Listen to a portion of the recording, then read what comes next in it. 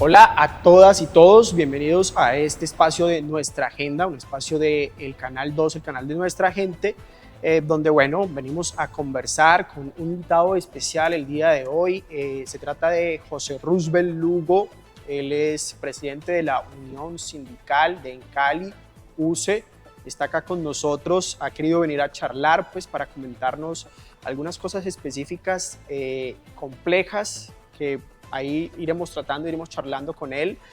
Bienvenido, José Roosevelt, es un gusto tenerlo acá.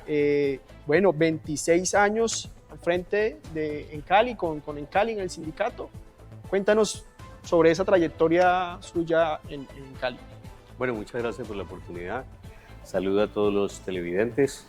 Pues en Empresas Municipales de Cali son casi 30 años y son cerca de 16 como dirigente sindical. Primero en Sintrancali desde el año 2007 y a partir del 2010 en esta organización sindical, Unión Sindical UCE, que en el 2014 por parte de la Junta Directiva, además fui elegido ya presidente de la organización. Desde el 2014 desde estás 2014 como presidente. Estamos. Y digamos que de ahí lo que planteamos fue una agenda por un sindicalismo social, comunitario, alternativo, que no solo pensara en la defensa de lo público tradicionalmente, que además hace parte de nuestros principios como trabajadores de Encali, de la defensa del patrimonio público, los intereses naturales de los trabajadores, sino también que pudiésemos avanzar hacia poder entender que afuera hay un mundo laboral importante, que afuera hay personas que ni siquiera tienen estabilidad laboral, que afuera no hay empleo decente y que también hay mucha comunidad que en algunos sueños e iniciativas, proyectos comunitarios que tienen no los pueden desarrollar. Y ahí digamos que apuntamos el tema de la agenda a partir del año 2014. Caramba, o sea, no ha sido solamente un trabajo interno, un trabajo hacia adentro, hacia el grupo de los trabajadores de Encali, que es un grupo importante porque se trata de la empresa de servicios públicos de la ciudad, sino que también han tenido en cuenta un trabajo hacia la comunidad, hacia la sociedad desde el sindicato, ¿cierto? Así es, porque hay que entenderse que la defensa en Cali, en otrora, que correspondió precisamente ante un modelo neoliberal, defendernos de las privatizaciones en Colombia, pues no solo la hicimos los trabajadores, la hicimos a partir de la comunidad que entendió que había que defender los servicios públicos como un mecanismo real frente a poder tener vida digna, pero también real frente a las inversiones y la construcción que a través del pago de los servicios públicos hicieron todos los caleños para que esta empresa hubiese sido grande. Pero también entender que hubo un momento histórico donde los actos de corrupción, donde las malas inversiones determinaron en una intervención del gobierno nacional que fue nefasta para la ciudad y que definitivamente trajo como consecuencia muchas reflexiones frente a recuperar el patrimonio público sin la posibilidad todavía, desafortunadamente, de encontrar una línea empresarial que saque adelante Empresas Municipales de Cali, de tal suerte mejore los servicios públicos, pero que en Cali tenga una rentabilidad que le pueda efectivamente, digamos, trasladar al municipio para que el alcalde haga obras. Esa era la defensa de lo público. Finalmente una empresa privada de servicios públicos canaliza los dineros, paga los impuestos, pero no tiene un deber. El crecimiento de la ciudad se hizo a partir de Empresas Municipales de Cali y entender que teníamos que devolverle algo a la comunidad desde la UCE, trabajadores de Encali, a partir de financiar algunos de los proyectos que tenía la comunidad fue muy importante. Por ejemplo, 30 alcantarillados puestos por la organización sindical en la Comuna 18.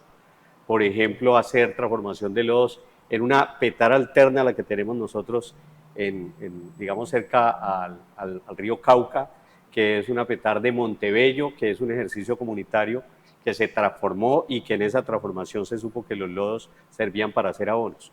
Por ejemplo, tener un centro de control y monitoreo en Peñas Blancas, donde nace el río Cali. Por ejemplo, construir la agenda del proyecto que hoy es proyecto de acuerdo, que es política pública del agua.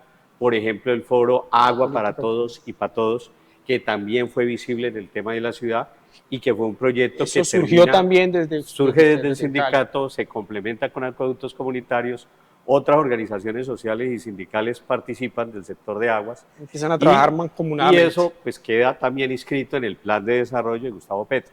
Es muy importante decirlo porque gran parte del trabajo que hemos hecho ha servido no solo como la realización de transformación de territorios, y aquí me refiero que también adoptamos 10 parques en la ciudad, muy 10 bonitos por parques. cierto, uno de los parques frente frente al hospital de los niños, Club Noel, enseguida de Jovita, un parque adoptado por el sindicato. ¿Y esa adopción qué quiere decir? ¿Lo cuidan, están Significa que hacemos un pendientes? acuerdo con el DATMA y ese acuerdo con el DATMA es un convenio para embellecer el parque, para trabajar con la comunidad, para recuperar el parque, para hacer un espacio digno y por supuesto en compañía de las autoridades, pues sí sacando un poco el flagelo del microtráfico, del consumo de la drogadicción, pero también poner ese parque habilitado para que la comunidad vuelva y lo recupere.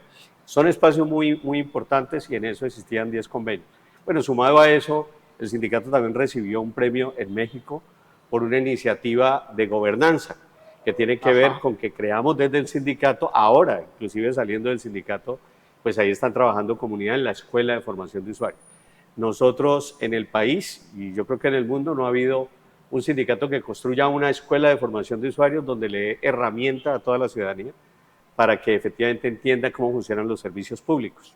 Y era fundamental porque servicios públicos no solo somos nosotros en Encali, servicios públicos también es hasta el servicio que presta la personería, servicio público es el que presta la superintendencia, servicio público claro. es el que presta en la empresa de aseo, Claro, servicio público son sí. muchas empresas y la comunidad de alguna manera se graduó, ya hicimos convenio con el Centro de Estudios Profesionales y tenemos un convenio con Intenalco también para seguir sacando gestores en servicios públicos. El año pasado la promoción llegó a 230 personas que se graduaron. Esos gestores? Pues esos gestores en servicios públicos primero tienen la inscripción en esa entidad que le acabo de decir que lo registra, como un logro académico también. Pero también esos gestores están capacitados suficientemente para llevar las charlas educativas a los diferentes territorios y replicar, y creo que eso le evita mucho nivel de quejas a la empresa, pero también mucho entendimiento de por dónde la ciudadanía puede elevar las quejas directamente a todas estas entidades y cómo funciona el Estado desde la Constitución. El otro elemento sustancial es que pues también nosotros estamos trabajando un tema fundamental que eran los gestores sociales ambientales. Y ahí le queríamos dar mucha oportunidad y nos contribuyeron muchachos que estuvieron en el estallido social. Los famosos llamados primera línea o los PR que ayer estuvieron reunidos también en la organización sindical y que están buscando una oportunidad y es una oportunidad donde hay que imperar la paz, donde el Estado tiene un compromiso, pero también tenemos que entender, pero una oportunidad para que no se produzcan daños también en el territorio y es una oportunidad para entendernos también con quien tuvimos discusiones en su momento. ¿Y eso está marchando? Eso está en proceso. Eso está marchando muy dificultosamente porque tenemos otro problema que alteró la vida administrativa de la organización sindical el 13 de septiembre precisamente del año pasado, donde sin saberse por qué un juez de la República habilitó unas personas que estaban expulsadas del sindicato desde el año 2020 y que adicional a eso ya habían acudido a la rama judicial por 25 veces por vía constitucional de tutela y 14 veces por jurisdicción laboral, siendo un caso de cosa juzgada ya y en algunos asuntos en lo laboral, algo pendiente, que eso se llama pleito pendiente en lo laboral, y que nadie entendió, porque todas las acciones habían sido negadas, pero un juez de la República... Te interrumpo ahí en ese punto. Tú me dices que durante 25 oportunidades esta persona o esas personas habían recurrido al sistema judicial, pero les había sido negada la posibilidad de lo que estaban alegando, pidiendo. Sí, nunca les fueron tuteladas las peticiones a través de pues, un mecanismo que utilizan todos los colombianos, que es la acción de tutela. Esas tutelas habían sido declaradas nulas y no se les ha entregado derecho. Quiere decir que estaban bien expulsados. Una de las tutelas era sobre su expulsión. Los jueces confirmaban que el procedimiento interno de autonomía de las organizaciones sindicales se había cumplido por parte de los delegados y los afiliados y no entendimos después cómo en un abuso del derecho llegaron a construir también 14 demandas en la jurisdicción laboral ya para buscar que un juez, como si fuera el derecho un tema al azar, qué juez les iba a entregar derecho.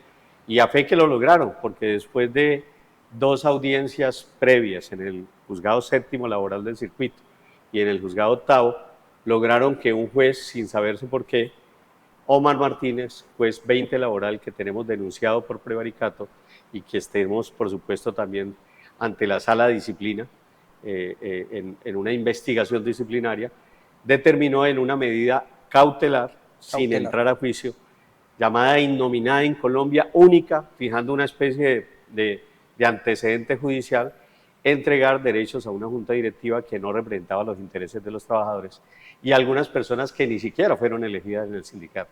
Por supuesto, una ofrenda a la administración de justicia, y ahora que está tan de moda la reforma precisamente a la justicia, pero una ofrenda al mundo sindical y una ofrenda a los trabajadores. Y de allí, pues, digamos que hubo el corte de todo esto que acabamos de señalar como un programa que era muy importante, que hizo visible a la UCE y que se hizo con los trabajadores, pero también con la comunidad pensando en ellos. Y ahí estamos fraccionados y es un hecho penoso que en el sindicalismo suceda esto, pero es más vergonzoso que estemos ante una especie de corrupción que comete un despacho judicial que nosotros seguramente ante la Fiscalía vamos a poder probar por precisamente el tipo penal que nosotros hemos denunciado, que es prevaricato, que es actuar contra la ley y con una cantidad de personas, que sería una especie de concierto para delinquir. Y luego entendimos bien el fin, el procedimiento primero equivocado, modificación en los registros por parte del juez, intervenciones de los sujetos procesales, pero respuestas inmediatas a un lado frente al otro que le toca tutelar para que responda, un favorecimiento indebido por parte del juez, un manejo inadecuado del proceso y por supuesto también unas decisiones que no se iban dando siempre en audiencia, sino por autos de cumplimiento, que a todas luces pues es una defensa en un proceso de este tipo. Por eso nosotros creemos que pues no solo la rama judicial debe estar atenta a lo que nosotros estamos diciendo, que ya se volvió noticia nacional, porque el manejo irregular que le ha dado Omar Martínez con un magistrado que finalmente está también inscrito en el tema de la queja nuestra por tráfico de influencia, a todas luces no solo es irregular, sino que compromete mucho lo que efectivamente hacen los jueces, que son honorables, son los magistrados de este país. Pues delicada denuncia la que nos comentas acá, es declarar que pues estamos escuchando tu versión, en la parte de ustedes, la contraparte o la otra parte pues tendrá su versión y rendirá debida cuenta ante las autoridades en el proceso en el que ustedes estén, ¿no? Pero es importante, me parece, señalar que la ciudadanía entienda, sepa y conozca lo que está sucediendo, porque también se trata de la empresa de servicios públicos de la ciudad y se trata también pues de un dinero que se supone es de un fondo de empleados, ¿no? Entiendo. Y me dices que a pesar de medidas cautelares, igual aparentemente pues el juez actuó en contraveniencia de lo que ya se había dictado por parte de ese juzgado, ¿no? Sí, así es. El juez, pues quien le habla es formado en Derecho. Y con el grupo de abogados que hemos hecho el análisis, no solo hemos recurrido a diferentes instancias para efectos de que se aclare el procedimiento del juez. Si bien una medida cautelar es normal que se produzca en una acción de tutela o en otro procedimiento, son excepcionales. Para el caso sindical, sin haber fallo de fondo, esa medida cautelar, la primera discusión es que se volvió un fallo de fondo, porque el juez no solo constituyó reemplazar la elección que hicieron los afiliados, poner una junta directiva que la coloca el juez, sino entregarles prerrogativas y derechos a esa junta directiva sin siquiera entrar a la primera instancia. Un asunto muy delicado además, porque se puso en riesgo los dineros de los trabajadores y porque además el juez ha ordenado a algunas entidades que nada tenían que ver ni que estuvieron en el proceso de la medida cautelar de la audiencia, como el Ministerio del Trabajo, que las actuaciones de los delegados estén sujetas y sus derechos a la medida cautelar del juez, porque los afiliados hicieron una asamblea el día 29, 2 meses después, como lo dice el artículo 39 de la Constitución Política, y convocaron una elección para resolver el asunto del conflicto del año 2020.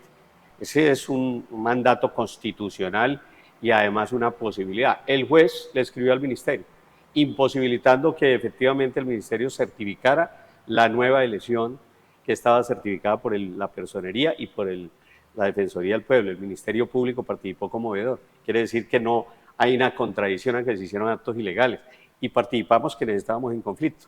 Esa decisión la persiguió el juez, pero hizo algo todavía más aterrador. Persiguió entidades privadas porque al congelar los dineros del sindicato dejó sin posibilidad de pagar salarios a trabajadores, mujeres cabezas de hogar que trabajan en el sindicato, trabajadores que viven precisamente de su salario, y al congelar el tema de los dineros los dejó sin esa posibilidad y por eso nos ha tocado abocar a temas de préstamos. Pero cada que íbamos a una entidad que nos prestara la plata, el juez extendía la medida cautelar a esa entidad. O sea que nos perseguía, además. El juez nos perseguía, los beneficiarios de la demanda le advertían al juez y el juez, cumpliendo el ejercicio de lo que le ordenaba, pareciera, con código propio y constitución propia, perseguía todas las actuaciones nuestras. Nosotros nos sentimos perseguidos por un juez de la República y ante las denuncias que hemos hecho también hemos sido amenazados de muerte. Lo tengo que decir. Y es un tema que está en la Fiscalía y hay que poner cuidado. El suscrito, que ha sido directo con el juez, que le hemos dicho corrupto, no posible corrupto, porque asumo toda la responsabilidad. Ellos tienen un fuero y seguramente no le va a salir al tema de la entrevista, pero sí hemos dicho que lo que ha pasado en ese despacho judicial es un asunto que tiene que investigarse a fondo. El juez no solo nos persiguió con los bancos, también nos persiguió con las cuentas.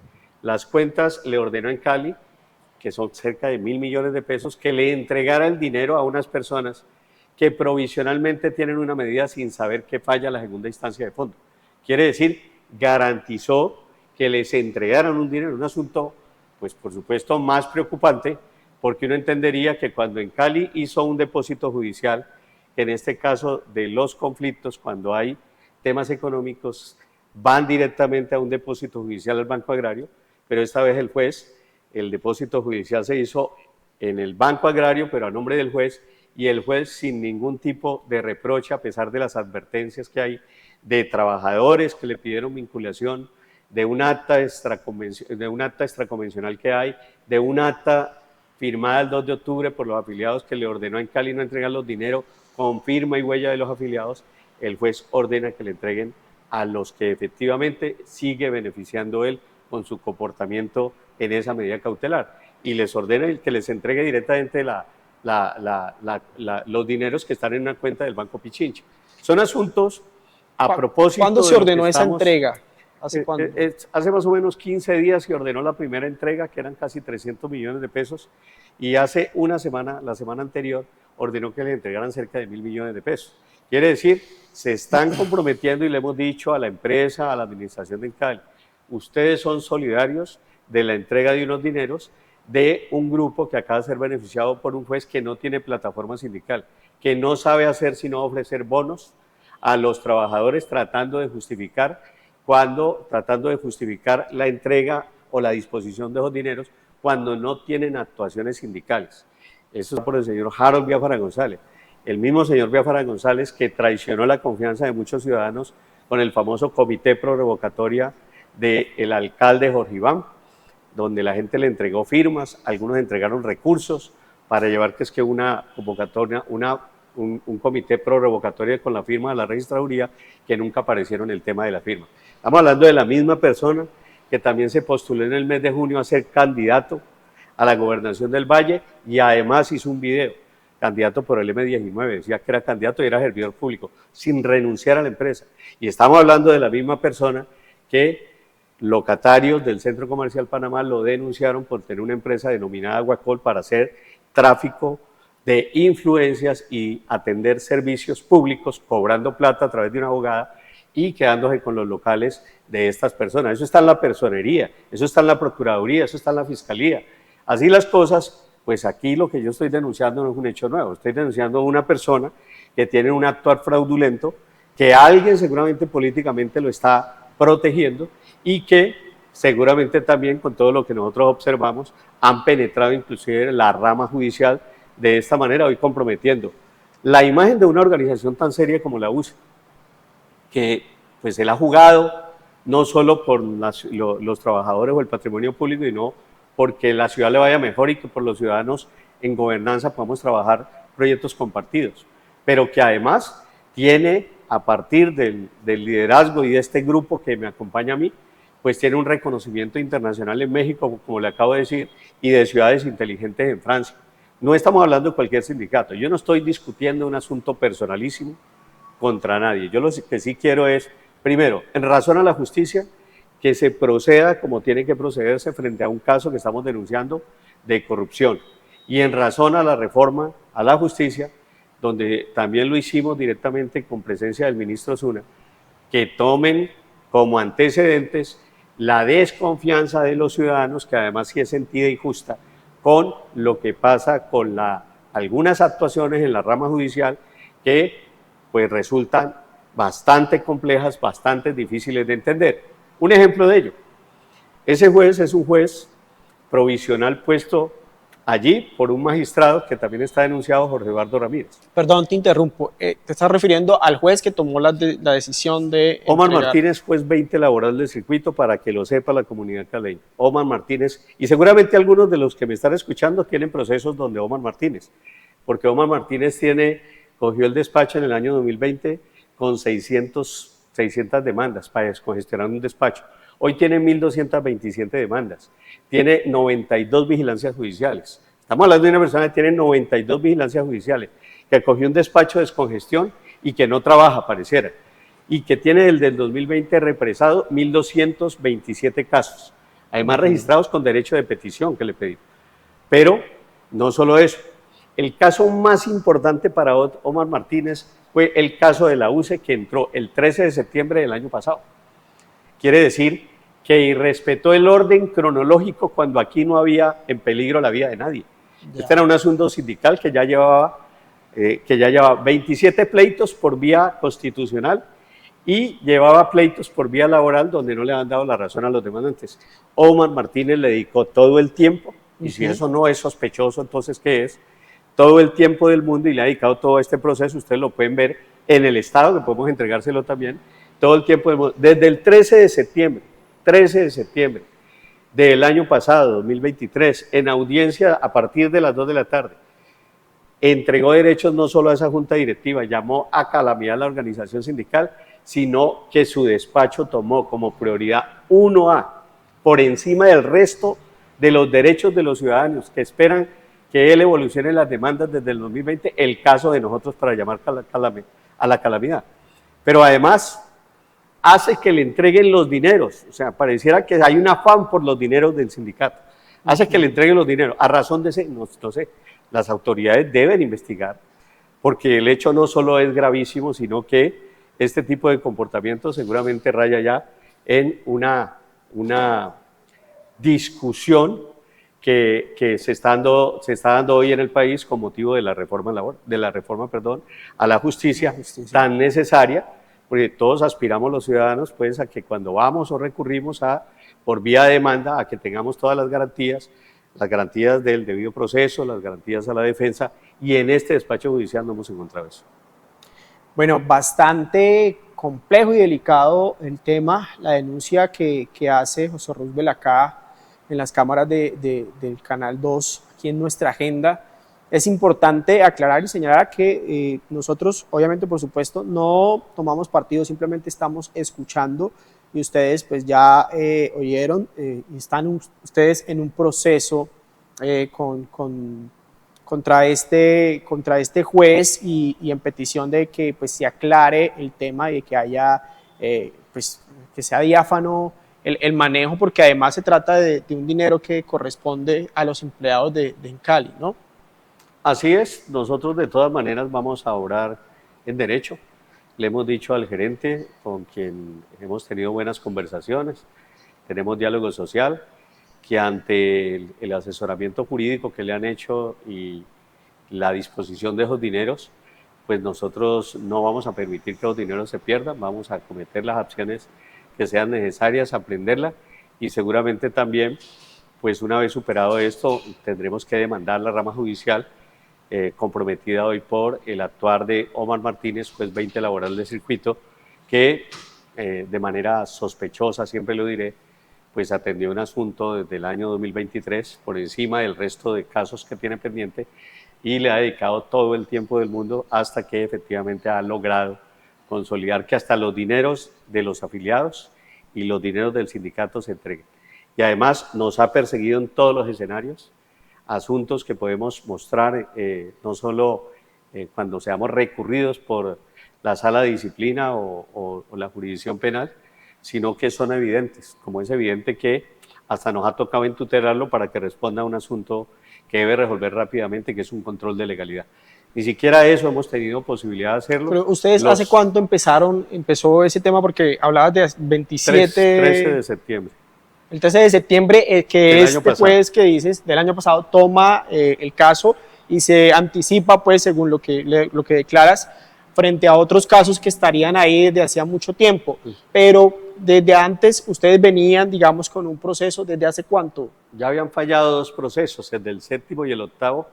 Hacía un mes antes, 2 jueces, negando las pretensiones de los que efectivamente fueron beneficiados por este juez. El juez 7º y el 8º inclusive condenen costas por 20 millones de pesos a Harold Biafara González y a otra persona que participa por 5 millones, el otro juez, el 8º. Eso se llama cosa juzgada. Y eso le anticipamos al juez. Ya está el asunto juzgado en otro despacho. Pero a pesar de ese asunto, y que era cosa juzgada, pasando por sus pares jueces, él toma la decisión y concede una medida cautelar que ya había negado. Hay que entender también que esa medida cautelar ya la ha pedido y la ha negado. Esa demanda entró finalizando agosto del año pasado y le dio trámite finalizando agosto al 13 de septiembre de la audiencia, en una audiencia que llamó innominada, una de esas extraordinarias que hay, para, por supuesto, que nosotros pensamos que no iba a pasar nada, porque no habían elementos sustanciales para decretarla, pero que el juez terminó haciendo precisamente alusión a decretar sin los derechos nuestros procesales, obviando todos nuestros derechos, decretar esa medida y favorecer solamente un grupo. Bueno, tremendo. Vuelvo y digo, es complejo y delicado. Ese tipo de instancias judiciales pues deben ser analizadas y pues el llamado que hace acá José Roosevelt precisamente es que la justicia actúe en derecho y de debida forma. Y bueno, esperemos que esto se logre resolver prontamente y de manera justa y equilibrada, ¿sí? Responderán quienes deban responder. Nosotros simplemente pues aquí damos voz, pero pues los temas legales son allá con la justicia y deben resolverse en su justa medida y en todos sus procedimientos. Finalmente, para cerrar, José Roosevelt, un mensaje de ustedes desde la Unión Sindical, en qué están haciendo y en qué se proyectan también dentro de esta administración actual para pues, concluir el programa por el día de hoy.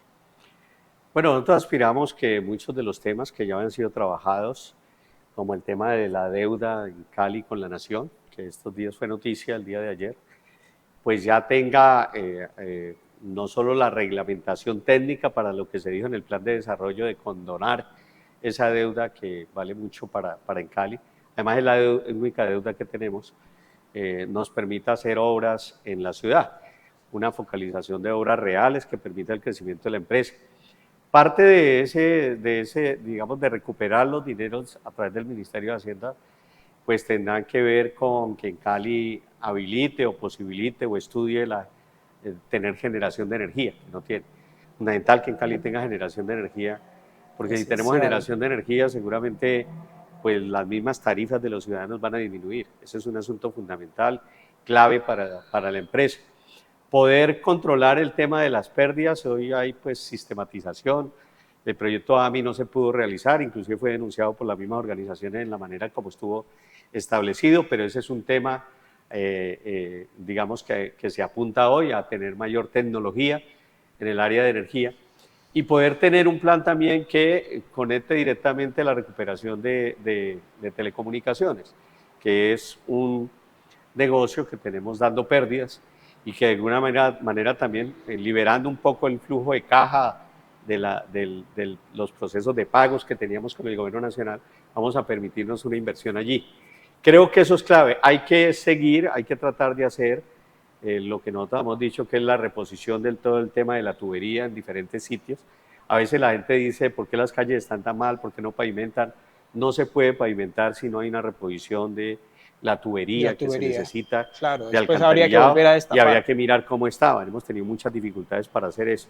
Creo que con el tema de los dineros del gobierno nacional y sin el pago digamos, sin el pago al Ministerio de Hacienda, vamos a poder hacerlo, ese plan de inversiones.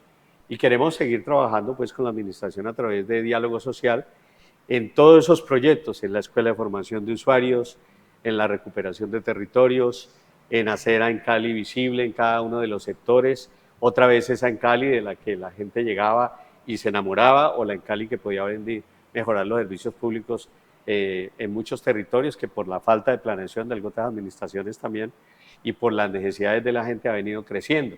La gente crece hacia la ladera, hacia el distrito de Agua Blanca. Yo creo que hay que tratar de que a partir de la recuperación de Encali se recupere también el tema de la ciudad, se recupere la urbanidad y volvamos a hacer lo mismo. Lamento mucho, como último mensaje, que las discusiones sindicales tengan que tramitarse cuando están cruzados por este tipo de actos pues, de corrupción o actos anómalos, tener que contarlo. Yo creo que esa no es la expresión del sindicalismo. Hoy estamos en la reforma laboral, hoy estamos en una comisión sobre el tema de la negociación del sector público, hoy está la reforma pensional, hoy hay varias reformas donde los dirigentes debemos estar concentrados y no solamente en este asunto que es tan penoso, y tampoco estoy discutiendo un asunto personalísimo, porque el día que los afiliados decidan que nos ganen con los afiliados que votan en democracia sindical, que esta no es la junta directiva, pues nosotros nos apartamos. Le he dado fe a todos los trabajadores de Encali que José Roosevelt no discute un asunto solo de representación. Cuando los trabajadores decidan que no sé, nosotros nos apartamos del proceso si no hay una agenda sindical, pero que no nos gane ningún proceso de corrupción ni que un juez nos monte una junta directiva que no eligieron los trabajadores y que hoy ofrece 300.000 pesos de bono para ganarse el derecho o el favor de los trabajadores. Ese tipo de sindicalismo de estómago no se puede permitir en Colombia. Bueno, esas son las declaraciones y lo que nos cuenta acá José Roosevelt Lugo, presidente de la Unión Sindical UCE. Muchas gracias por haber estado con nosotros, José Roosevelt. Y bueno, las puertas del Canal 2, el canal de nuestra gente, están abiertas para que ustedes también, la ciudadanía, se informe y escuche y se arme criterio. Muchas gracias por acompañarnos. Sigan en la emisión del Canal 2.